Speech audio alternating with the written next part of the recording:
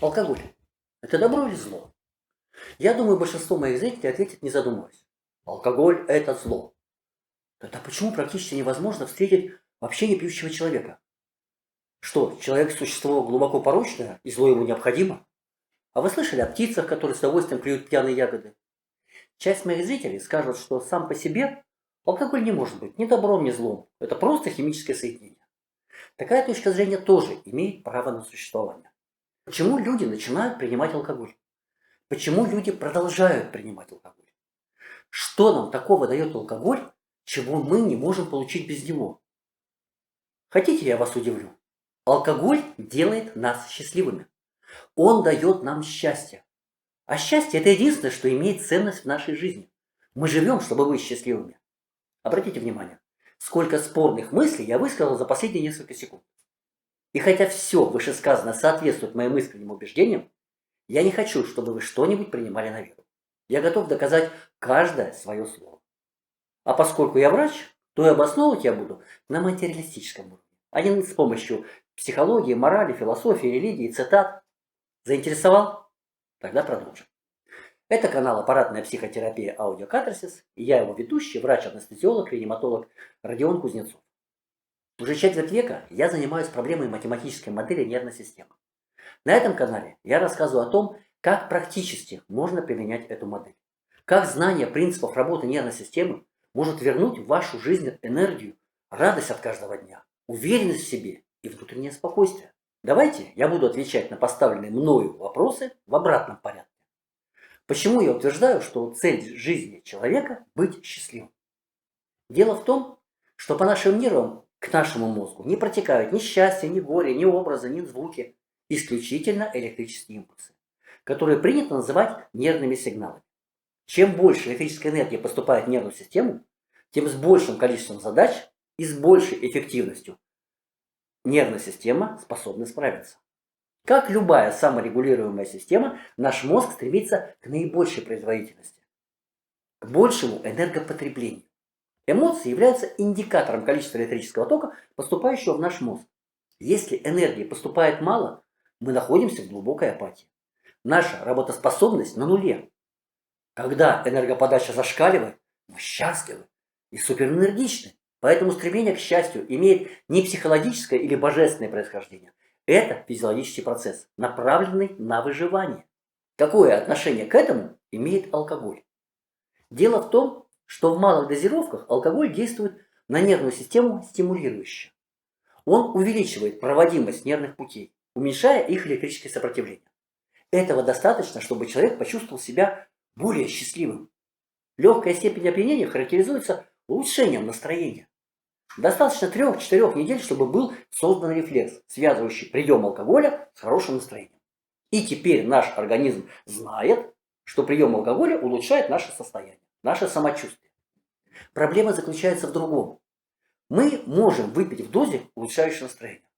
Но мы не пьем в дозировках, когда токсическое действие алкоголя совсем не проявляется. Нет такой мелкой посуды. Любая боль, любой физический дискомфорт, в том числе от приема алкоголя, ухудшает наше настроение. Чтобы его повысить, вроде бы нужно увеличить дозу алкоголя. Наша нервная система такой логики и придерживается. Но алкоголь в больших дозировках угнетает проводимость нервных путей, увеличивает их электрическое сопротивление. Возникает порочный круг. Разум вроде бы понимает, что после алкоголя будет плохо, но наш опыт, основанный на простых рефлексах, требует продолжения банкета. Давайте повторю еще раз. Вы немного выпили, вам похорошело. Спустя очень короткое время ваше настроение немного снизилось. Нервная система требует сохранить уровень энергопотребления на прежнем уровне. Вы принимаете дополнительную дозу алкоголя. Но алкоголь уже начал действовать токсично. Вам стало еще хуже.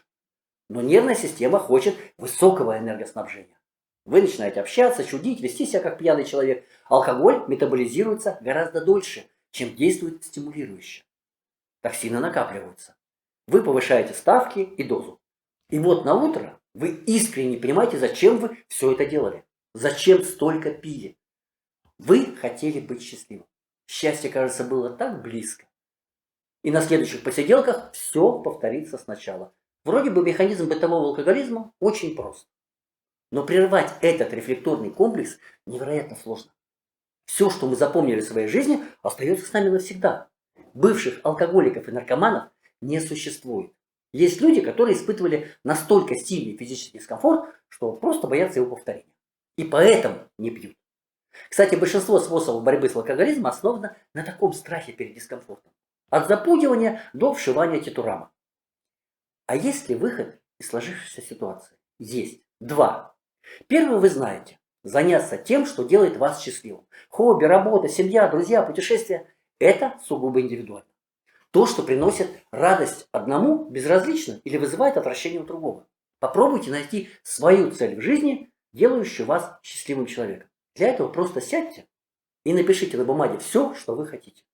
Ограничений в желаниях нет. Написали? Теперь самое интересное. Внимательно прочитайте свой список. И на каждую строчку ответьте. Будете ли вы счастливы, если получите это прямо сейчас? Будете ли вы счастливы от этого сейчас, завтра, через 10 лет? Если вы сомневаетесь, то спокойно вычеркивайте эту строчку. Это не ваше желание. Оно навязано вам обществом, окружением, образованием, моралью. Оно не делает вас счастливым. Оно не ваше. Только если ваш ответ безапелляционный «да», оставьте строчку вычеркнутой. Вы удивитесь, насколько мало истинно ваших желаний, делающих вас счастливым. Если из 100 написанных строк останется одна, это хороший результат. Вы не сможете ошибиться. Думая о своем желании, вы почувствуете радость, счастье. Что с этим делать дальше, посмотрите в ролике «Формула успеха» на моем канале. Ссылку я оставлю. Но что делать, если вы уже в такой депрессии, что у вас не осталось никаких желаний? И алкоголь для вас – единственный свет в окошке вашей беспросветной жизни. Я предлагаю вам попробовать метод аппаратной психотерапии аудиокатарсис. Исходно это физиотерапевтический метод. Создавался для восстановления оптимальной проводимости нервных путей за счет уменьшения их электрического сопротивления. Вы просто надеваете наушники и продолжаете заниматься своими обыденными делами.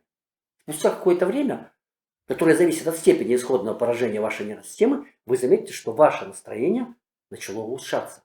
У вас стали появляться желания что-то делать, чем-то заниматься, дальше больше. В это время вы можете повторить прием с поиском своей цели. А можете продолжать аппаратную психотерапию. В этом случае вы в конце концов дойдете до такого эмоционального уровня, при котором прием алкоголя будет снижать настроение, а не улучшать его. То есть ваш исходный эмоциональный уровень станет выше, чем тот, который способен дать вам алкоголь. Через несколько возлияний вы просто перестанете думать об алкоголе, потому что он перестанет делать вас счастливым. Такой способ избавления займет достаточно длительное время. Больше 200 часов сеансов. Но плюс в том, что вам для этого ничего не нужно будет делать. Просто надеть наушники и слушать гудение. Я даже не предлагаю вам перестать принимать алкоголь. Ваше желание постепенно само сойдет на нет. Единственное ограничение – сеанс проводится не раньше, чем через сутки после последнего приема алкоголя. Вы можете продолжать принимать алкоголь. Просто помните, что то счастье, которое он дает, вы берете в кредит у своего здоровья. И вы платите очень большой процент по этому кредиту. Можете найти свою цель, которая сделает вас счастливым без алкоголя. Можете пройти курс аппаратной психотерапии аудиокатарсис. Выбор можете сделать только вы. Просто будьте счастливы и будьте здоровы.